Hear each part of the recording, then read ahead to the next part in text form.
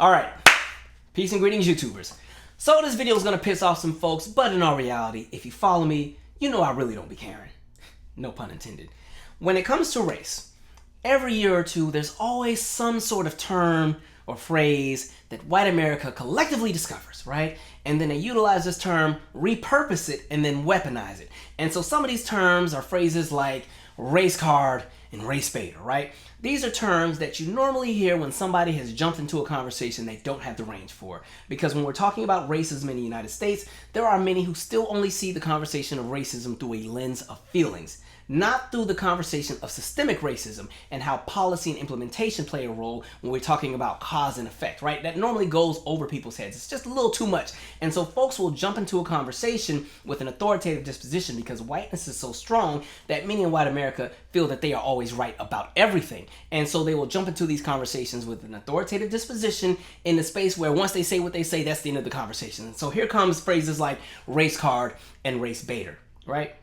And these are terms that kind of paint the idea of it's all in your head, right? Race card, race baiter. It's very dismissive. It's a way to just wash out the conversation because, again, when you don't have the range, when somebody shows up and they start talking numbers and policy, normally people are not prepared for that. So the only thing that they can do is use terms like race card, race baiter, because within white America, those are two terms that are collectively understood to be the end of a conversation, right? Then you have other phrases like victimhood mentality, which is a very interesting one because this is kind of like that gaslighting term. Not only are we going to take away the value of the conversation and say it's all in your head, now we're going to flip the script and put it on you.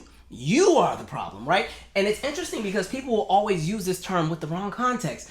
I could give a whole presentation about how tens of thousands of black women were forcibly sterilized in the United States up until the 1980s and show up with numbers and talk about what was happening in North Carolina, and here's the stats, here are the people who were behind it, these are the agencies that did it, so on and so forth. And then somebody will respond and be like, there y'all go with that victimhood mentality. And I'm like, correlation, people. Like, if you're gonna clap back, the clap back needs to make sense to what the initial argument is. That's the other beef I be having. Y'all be trying to cook and clap back and can't do it right. That be pissing me off so much, right?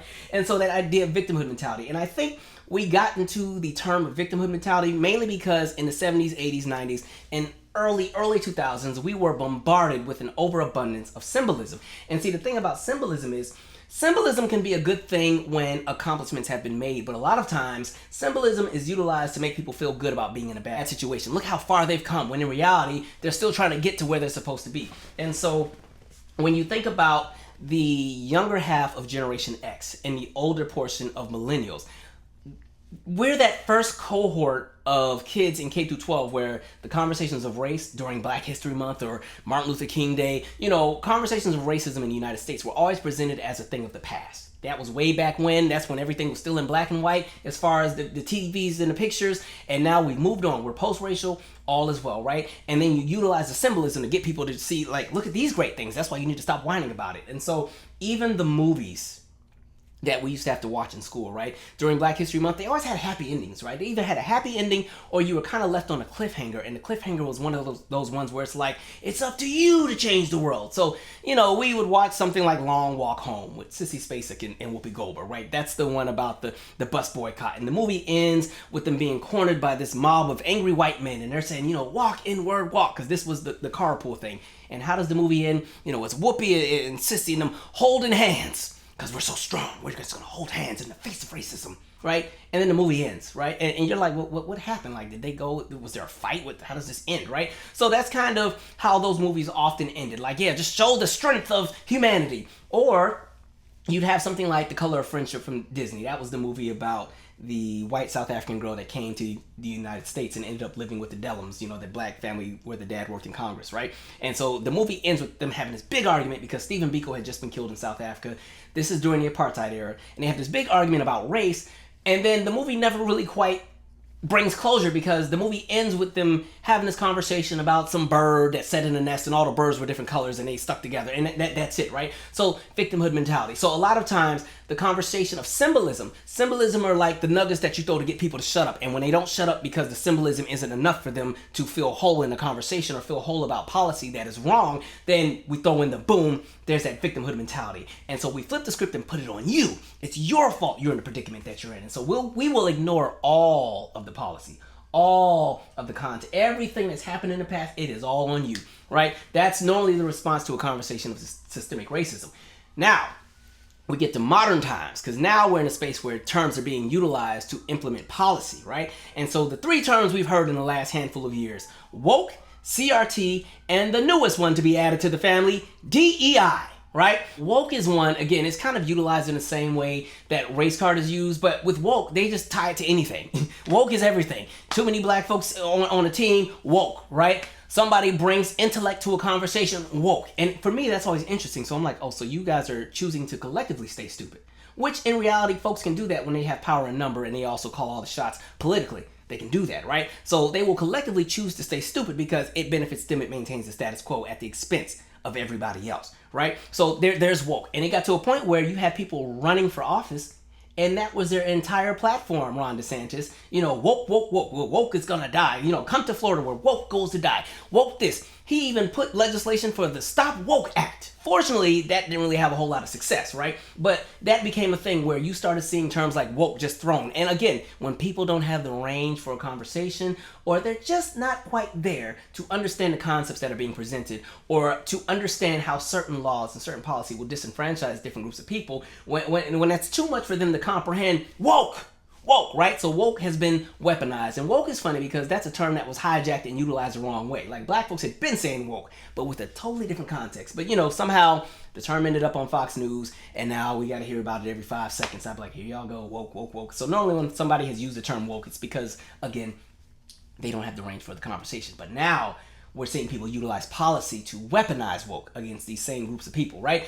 And then the other phrase, CRT. A lot of folks can't even tell you what it stands for, but again, it was another boogeyman. And you saw people running campaigns anti-CRT. And we saw all these different movements. And again, we saw policy become implemented and weaponized. We've seen libraries become targeted. Now we're living in a country with book bans, right? Books are being banned because of CRT. You had teachers being supervised and monitored, making sure they're not teaching CRT to kindergartners, which is something that had never been happening anyway, right? So CRT has become a thing that was weaponized. You had Glenn Youngkin in Virginia. He had a whole CRT hotline. If you think your teacher is teaching your child some CRT stuff, then call this hotline. Now that kind of fell apart. And what was interesting with that was anything could fall under CRT. That's the other thing. They will mold and manipulate these terms to fit whatever narrative they need to fit. So CRT goes from being a college level arena of insight and discourse to now all of a sudden CRT is a Ruby Bridges book. That's CRT, right? Martin Luther King all of a sudden is CRT. Like anything with race, anything with blackness is CRT. And so we have the CRT phrase. And now, again, the newest addition to the family, DEI, right? Diversity, equity, and inclusion. Interesting. It's the new boogeyman. And so we're now in a space where, in the same way that you've seen policy be implemented to combat wokeness and to combat CRT, now they're really digging it in with DEI, right? And the most funny example is, let's just go to this clip really quick. So one of the first things we did was establish learning communities so that a young white man from rural Iowa could come and be in a learning community and find a place where they could belong. So for some context, now this is a clip of the president of Iowa State University celebrating and boasting in the fact that her higher institution of learning has gotten rid of DEI. As a matter of fact, all 3 public universities in the state of Iowa have also done the same. They just said, you know what, that DEI thing, little too spicy for us, so we've got to cut it. Right? And it's not just limited to Iowa. You're seeing this across the nation. Many colleges, many universities all across the country are getting rid of DEI everything, whether it be an initiative, a program, a scholarship, fellowship, grant, doesn't matter. And I mean, they're putting in work getting rid of this stuff. I mean, they're pulling out the scissors and the knives and the saw. All this stuff got to go, right? And it's not even limited to just the university system. You're seeing it in the workplace where companies are closing entire DEI offices and laying people off.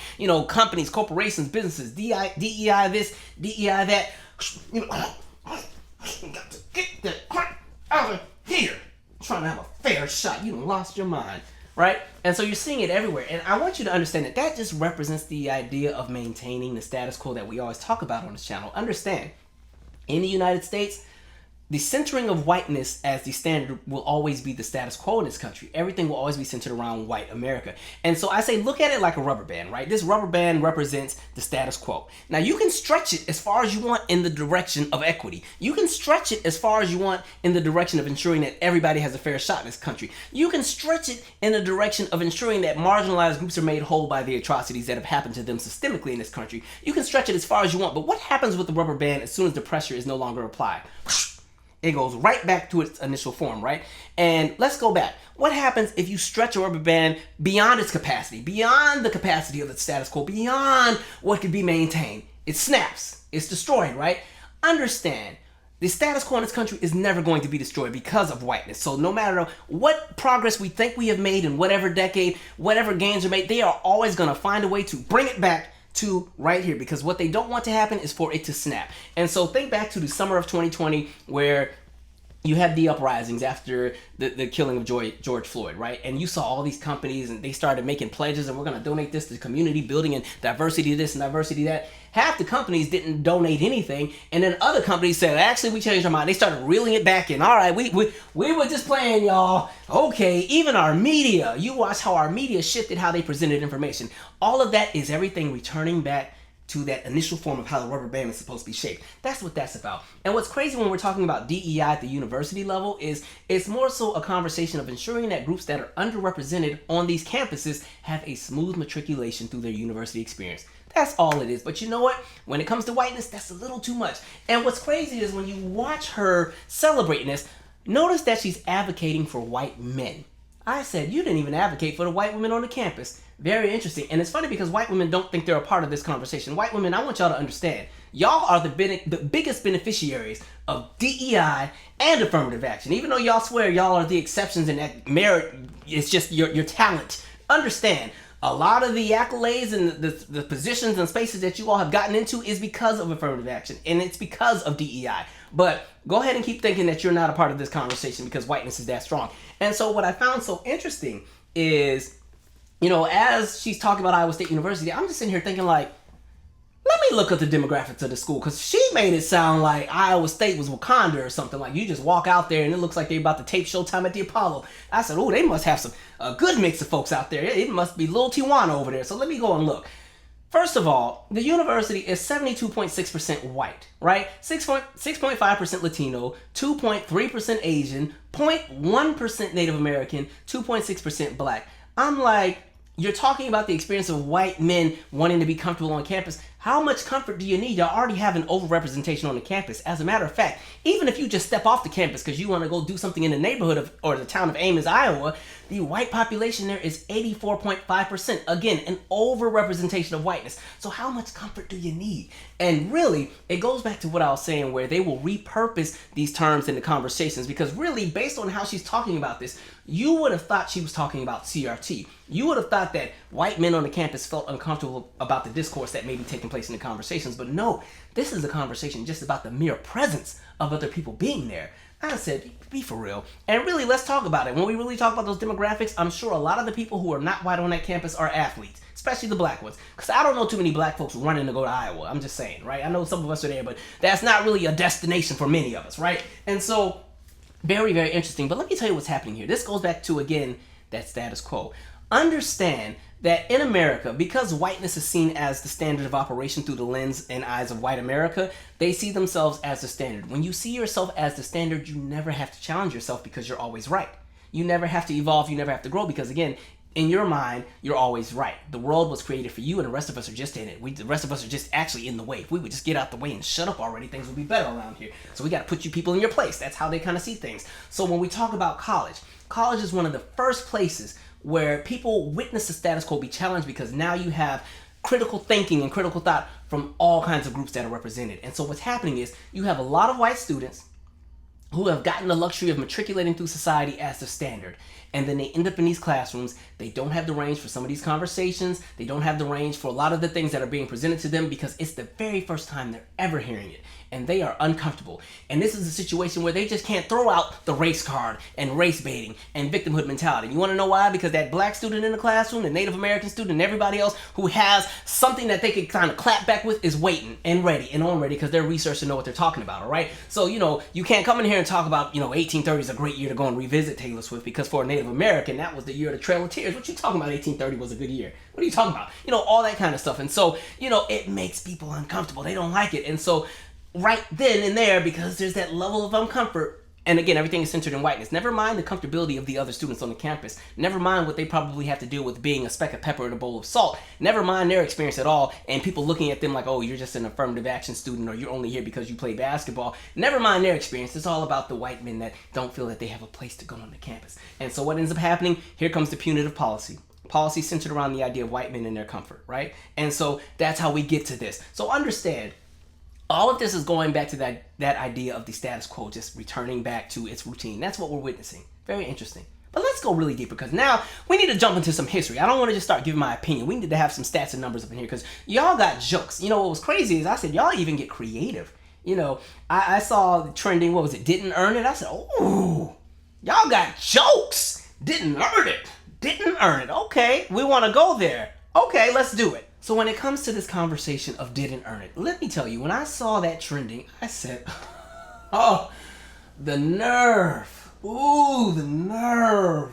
Where do we want to go with this? And it's really because, again, white America has convinced themselves that everything that they have is because of their hard work and their intelligence and how brilliant they are, and how the rest of us, especially black folks, we are just lazy. We have no ambition. We don't take initiative. We're low IQ. We're not the smartest in the room. We don't do anything. We're entitled, and we don't know how to work hard. And that's why white America has what they have, and we don't have anything. And it's all our fault. And I was just like, very interesting. And this is why when you see black people in a position that white America doesn't think they're supposed to be in, they throw out the term DEI. It's a great way to put out all the racist things that they want to put out behind a term and pass it off as merit. Because, they love the term merit. Like, don't let them see a black person working in the sciences. It's the merit that the merit. That's the merit. Like, they start sounding like a broken record. They get pissed when black people end up in academic spaces that they don't think they're supposed to be in. So when they see black people in any kind of position that has a claim or a position that they don't feel black people are qualified for, here comes the DEI didn't earn a conversation. We saw that firsthand, where we literally had a national tragedy.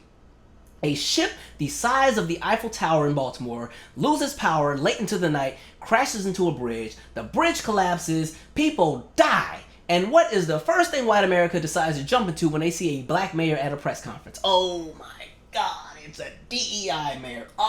I mean, they're like vomiting, literally. Pissed off, DEI mayor. And I'm like, this is what I'm talking about. So literally, a black mayor that has been elected by the people of Baltimore. Y'all just can't accept the fact that we exist in these spaces and that we can do everything y'all can do, and a lot of times we do it a whole lot better, but that's another conversation. They cannot accept it. So the only reason he is there, it must be because of DEI. Somebody put him in that position. Somebody gave him a handout. There was some kind of program that let him jump there, because a lot of times there's also an inferiority complex that a lot of white Americans have when they see a black person doing better than them. Oh, they can't stand that crap. So there must be a reason that person ended up there. Somebody is cheating the system, because he's not supposed to be there. So you kind of see that. And it's funny, because the only time white Americans don't have a problem with DEI is when it's making them money. Right? When black people are in a position of servitude, they love DEI then, right? They love, they have no problem. Like slavery, they loved it. Bring in some more, right? Sharecropping, yeah, bring them on in here. Convict leasing, yeah, get them on in here, right? So they love that aspect of DEI when we're working for them and making them some money, when we're in a position that is beneath them through their eyes. They love that. So, they'll erase this whole conversation of the fact that black people have been working in this country for free. It's when we talk about the conversation of who earned what. But I want to actually get into some specifics. So, can we travel to 1918? Let's go to Pine Bluff, Arkansas. It's 1918. Now, there's a bunch of things happening in the world. One, we are in a pandemic, okay? Spanish flu, all right? Big pandemic. If you thought COVID was something, man, that Spanish flu was something else. So you have that happening, but it's also the tail end of World War I.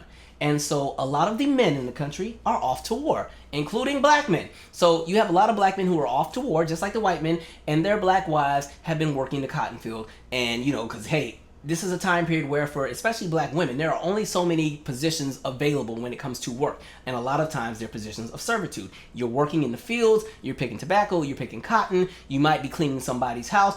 You might get lucky and be able to teach at a black schoolhouse, but a lot of times the positions that existed for black women were in servitude, or you're somebody's nanny. So black women have been picking cotton in Arkansas. Now, the price of cotton at this point in time had skyrocketed to $3 per 100 pounds.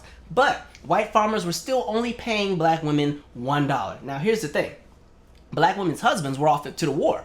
And the husbands are sending money back every month, to pay the bills. And so these black women are like, well, listen, if y'all are not going to pay us what we're worth, we don't have to work because our husbands got us. They're off to war. We can support our own family. We don't need y'all like that. And so black women stop working the fields. What happens?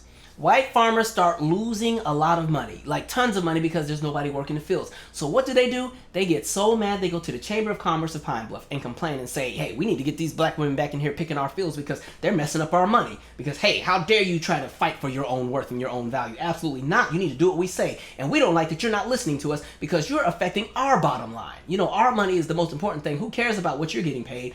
And so that Chamber of Commerce actually makes a petition to the Secretary of War, and they try to say, you know what? By these black women not working, they're traitors to the country. This is treason because that cotton needs to be picked because it's going to the troops across the water, right? This is all about the war supply. And when they're not picking this cotton, it's anti-American. And it's going to be the reason we lose this war. And so they tried to implement policy that would arrest black women for not picking the cotton. However, the Secretary of War was like, this is a stretch. We're sorry. We can't latch onto this one. Y'all gonna have to do something else. So no, either pay these women what they're worth, or you can't force them to try and work. Because what they also did was like this whole negative campaign where they tried to paint the image of black women as being harlots and prostitutes and lazy. And they arrested a bunch of black women and tried to charge them with prostitution just because they wouldn't work the fields. These were cotton workers that just were like, we're good. Our husbands are sending us money. We're living our best life, taking care of our family. So they all were incarcerated because somebody had to find some kind of reason, that element of power, that element of, again, maintaining the status quo. We couldn't outsmart these folks in regard to them working, so we'll just criminalize them, right? So all of that fell apart. That's one example. We could go to Greenville, South Carolina in the same year of 1918. Like I was saying, black women were only allowed to work in so many spaces when it came to having jobs. And again, a lot of these positions were always in positions of servitude, including being nannies for white women who did not work. So again, you have black and white women whose husbands are across the water at the war. And again, black women have the burden of having to raise white children. Feed these white kids, feed them, educate them, bathe them, entertain them, play with them, keep them safe all day. While the white women who don't have jobs, they have their bridge clubs and they go out into market and they have all the junior leagues that they enjoy and they're having a great time living it up. And black women are like, well, our husbands are sending us a check every month to take care of the expenses, and it's already hard enough to spend all day raising your children, and then I have to still come home and cook and clean and raise mine. I'm tired, so why am I going through all this if I already got money coming in? So no, I'm not watching your kids anymore. You got to watch and raise your own children. And so a lot of black women stop working for white women. Ooh, white women get pissed off. How dare you? How dare you? Right? And so they get so pissed because they have to raise and watch their own children that they go, I'm going to just read this. They literally go and petition the government to criminalize the idea of black women not working. So I'm going to read this piece coming out of the newspaper in 1918. Negro women to be put to work. City ordinance soon be passed requiring them to be regularly employed. Many complaints. Regardless of whether they want to or have to, able-bodied Negro women in Greenville who are not regularly employed are to be put to work, put in jail, or fined heavily. At its special meeting yesterday afternoon, City Council discussed the situation with regard to the class of loafers at some length. And it all seemed that all members of the council were agreed that steps should be taken to compel them to engage in some useful occupation. It was decided that an ordinance similar to the one now in force requiring all able-bodied men to work at least 5 days per week should be passed with regard to these women. Such ordinances will be prepared and voted on at the next regular meeting of council. A number of complaints have come to council members of Negro women who are not at work and who refuse employment when it's offered to them. The result being that it is exceedingly difficult for families who need cooks and laundresses to get them.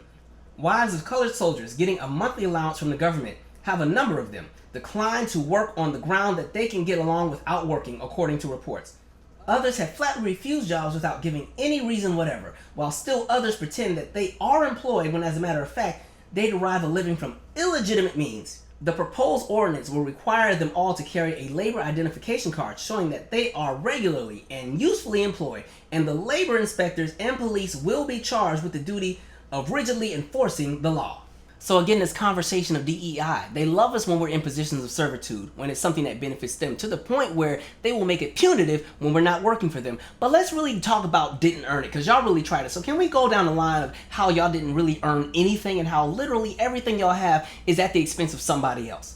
Now, I could do the expected and talk about how slavery, sharecropping, and convict leasing helped to build the United States economy at the expense and at the hands of black folks, but that would be a little too expected. I feel like watching this channel, you know you would get that. I could go down the rabbit hole and talk about how black veterans were left out of the GI Bill while white veterans were not, and that helped white veterans be able to pay for education and buy some of their first homes and initially build that generational wealth that they would accumulate over time. I could talk about that. I could talk about how black folks were left out of the New Deal, and all of these programs and entitlements that benefited white Americans helped to, again, create white wealth and open doors for white Americans, leaving out black folks. I could have that conversation, but we've done it a few times.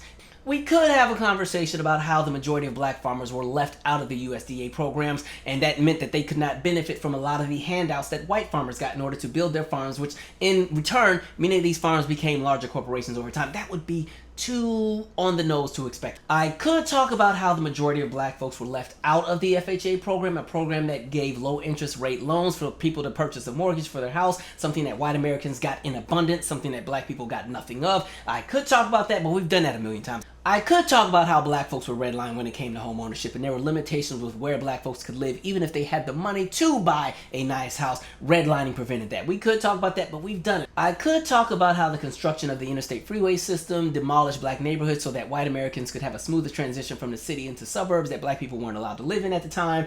I could talk about how every single time black establishments were created and black neighborhoods and black towns were created, white folks came and burned it all down because they had inferiority complexes and rage and a bit of jealousy, and so we ended up with places like Tulsa and Ocoee and all these different places like Rosewood where everything was burned down to the ground. Banks, businesses, everything that black people had created for themselves.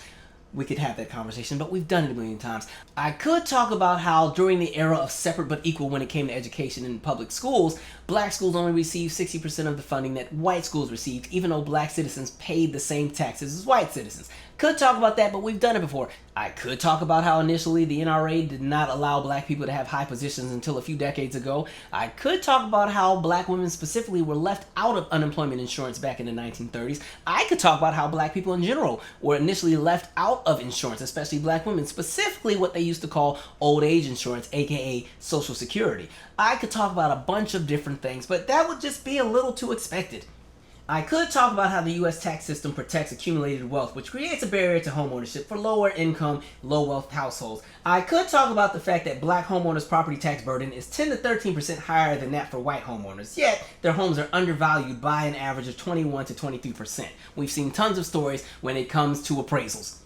So I want to go even deeper because I need people to really understand when we talk about all of the opportunities that have been given to white Americans at the expense of everybody else, where other people were locked out legally through policy, it gets so much deeper because it didn't just start and stop with what I'm talking about. We can go back hundreds of years and just go through policy, and it really highlights how when we talk about who really didn't earn it, it wasn't black folks, it was y'all. All right, so let's just go even deeper, shall we? So let's jump back to 1675.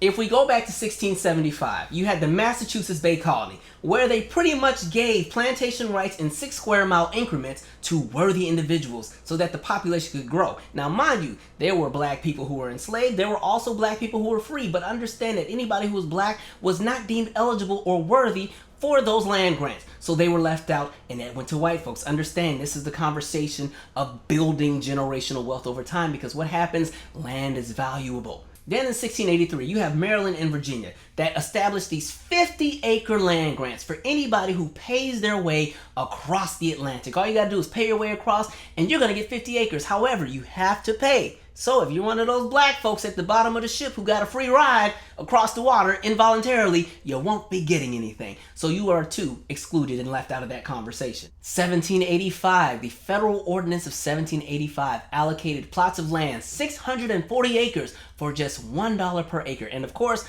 black folks, again, those who were enslaved and freed, were not eligible because black people were prohibited from legally owning land. 1800, now we're at the point where they're starting to expand to the west, the great frontier, go further out, right? 1800, the federal government establishes liberal credit privileges in western territories for buyers of public land at a price of $1 per acre. Again, those who are enslaved and those who are free that are black still are considered uncredit worthy, right? Geez, this sounds like the 1900s, but we're 100 years before. 1830, the Federal Preemption Act grants land settlers right to produce up to 160 acres each at $1.25 per acre. Please understand, $1.25 back in 1830 is the equivalent of $42.44.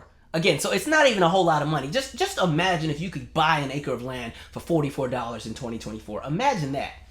And again, the vast majority of black people at the time are still enslaved, and there is no evidence of significant participation by black Americans who were free at the time.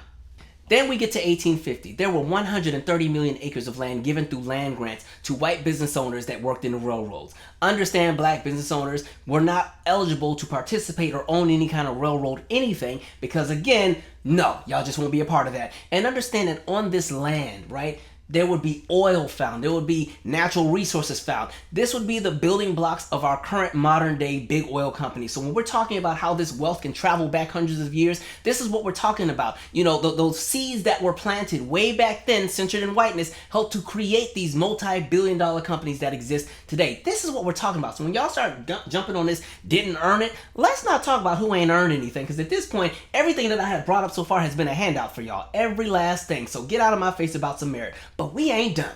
Then we get to 1862. You have the Homestead Act, right? This is 270 million acres that's pretty much given away for free in increments of 160. Now, I will say in this example, black people were given a portion of that. But even when we're talking percentages versus population ratio, them numbers don't add up. Clearly, some folks are still being left out in disproportionate amounts, right? But again, this conversation of how much is just being given to folks constantly. So you have the Homestead Act. We can talk about the Mineral Leasing Act of 1920, where again, U.S. federal government is like, hey, wealthy, affluent white Americans, if you guys want to go and explore the public lands in search of oil and natural resources, we're giving you permission to do so, and you can claim it as yours. Go for it, but this is only for y'all.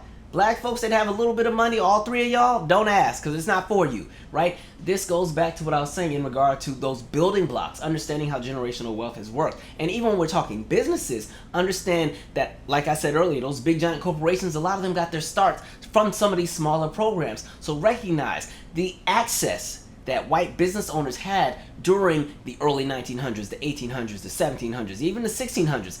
This is what would create the space where now we have the era of mom and pop shop versus corporation and industry. A lot of the people that were able to transition into industry and corporation were able to do so because they were sitting on so much money that had been accumulated thanks to the benefits of these earlier programs from previous centuries and previous decades that they had been sitting on and that had been passed down generationally, right? Seed money, that's the real seed money we're talking about. That's what we're talking about when we say old money, real old money, right? So when folks get to talk about who earned it and everything, I'm like, I guess it's all how you interpret what it means to earn something. Did you actually earn it or was it given to you? That's just where we're at.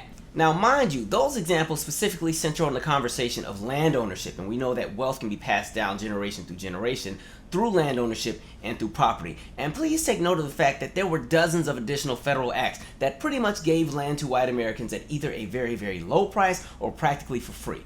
And again, that was just land. We didn't even jump into other avenues. We didn't jump into the long-term effects of workplace discrimination. We didn't jump into the conversation of how a lot of land owned by black Americans, and mind you, black folks couldn't own land until after 1866 to begin with, but a lot of our land was still stolen through loopholes that you could find in conversations like eminent domain and what happened when it came to heirs laws.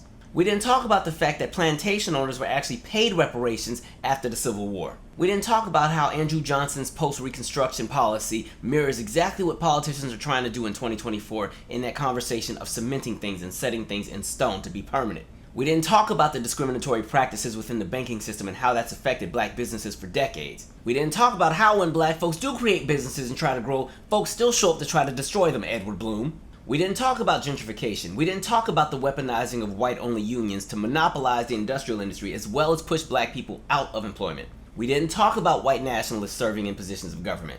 We didn't talk about the discriminatory zoning laws within public transit. We don't talk about all the investment that went to the early entertainment industry in relation to radio, film, and television, and some of the federal acts that were put into place that helped to elevate lots of white business owners that would eventually translate and graduate into large corporations, something that left a lot of black owners out and plays a role as to why you don't see major black distribution companies in entertainment. We didn't talk about discrimination in healthcare. We didn't talk about the judicial system and how it creates a space of economic stagnation once you've been incarcerated. Meanwhile, others can run for president with 91 counts. We didn't talk about how HBCUs have always been underfunded. We didn't talk about COINTELPRO. We didn't talk about a lot of things. So for me, it baffles me that folks can have the nerve to come up here and talk about what they think somebody has earned, when in reality, your whole existence is rooted in theft and the oppression of everybody else. And then when that's all said and done, half of y'all are still mediocre at everything. The nerve. And going even further into this whole didn't earn it conversation, it was interesting. I was watching the immunity case with the Supreme Court and Orange Man the other day, and I noticed that on Twitter, every single time somebody mentioned Justice Jackson, they kept putting DEI next to her name. Oh, that DEI judge. They kept throwing it out there like, she just came off the street and went into the Supreme Court and had a job, right? That's how they tried to paint it. But in reality, the crazy part is when you're talking about who didn't earn what, with her sitting on that bench, she has a lot more credentials than many of the people she's sitting next to. Like, let's pull up the graphic, shall we? Right? The craziest thing is, now, when we're talking about qualifications and who did what, I'm not even going to get to Amy Coney Barrett on the other end, who literally has done nothing and somehow became a Supreme Court justice. But I'm like, when it's all said and done, right, she is the only one who ever served as a public defender. She's only one of two other justices who served on the Sentencing Commission, right? She is the only one other than Sotomayor who served as a district judge. Like right then and there, she's already eclipsing a lot of the other people on that bench in regard to what it is they have with regard to experience. But because of who she is and how she looks and where she comes from, people want to paint it as if she was a charity case and there's no reason why she should be up there. When in reality, if we want to talk about DEI, she's the perfect example of how DEI works when you do it correctly. Because let's do some better examples. Now understand, when Orange Man was still in office, he appointed 226 federal judges. Only 9 of them were black. And you can't sit here and tell me that those were the only 9 that were qualified and the other 200, however many, were just so qualified that, that's why you could only find 9 black ones. Because understand, a lot of the people that Orange Man was trying to appoint were not qualified. So can we go down the list of some people who really didn't earn it, but almost had a chance at becoming district court judges? Let's go down that list. We have Brett Talley. Now listen, he was nominated to be a U.S. District Court judge in the Middle District of Alabama. And his credentials were so terrible that the American Bar Association had to say, no, do not do it. Listen, they wrote a letter and said, listen, understand, this man is not qualified. It was so bad he had to withdraw his nomination, okay? That's somebody who didn't earn it. But the fact that he almost had a chance at becoming a district court judge just by the stroke of a pen because somebody said, put him on there. See, those are the conversations of didn't earn it. But let's go further. You had John Michael O'Connor, right? He was nominated to be a district court judge of the Northern, the Eastern, and the Western U.S. District Courts of the state of Oklahoma. Again, American Bar Association was like, y'all tripping with this one. Absolutely not. Another one who was deemed not qualified. Now, his nomination was actually rejected. But again, the fact that he had almost had an opportunity with the stroke of a pen to be up in there making decisions for the rest of us, right? These are the conversations of people who really didn't earn it, but they got in just because of who they are and how they look. That's the real conversation. You see how DEI can kind of work in the opposite spectrum when you use it incorrectly? And mind you, these wouldn't be what you call DEI candidates. These would have been seen as the standard. People who can just get in the door based on how they look, based on where they come from. They just get in the door by default, right? These are what you call the default nominations. You have Stephen Grace. He was nominated to become an appellate judge in the 8th Circuit. Again, another person where the American Bar Association is like, wait, hold up, wait, now y'all tripping. Y'all getting too comfortable just putting anybody up in here.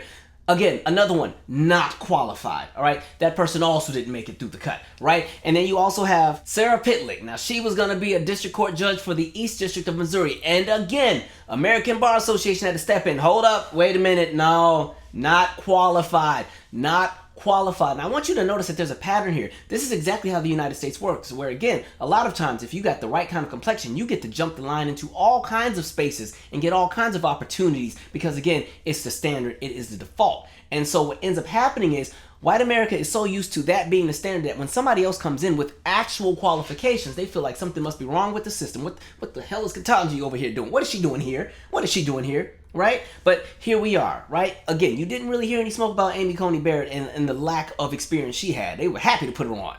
The nonsense. And it's really about the purpose of understanding that programs like what was affirmative action, or DEI programs, they're about the idea of expanding the space of opportunity for people who are underrepresented in spaces that are overrepresented by people that have an overabundance of a presence in a space that they may not have necessarily worked as hard to get into because, again, they were in the room by default. That's the real conversation. I saw this tweet the other day that had me laughing, right? So there was somebody who tweeted, I have a 3.9 GPA and a 150 LSAT and was denied from virtually all law schools I applied to. It's astounding to know that if I was black, I would have gotten into all of them.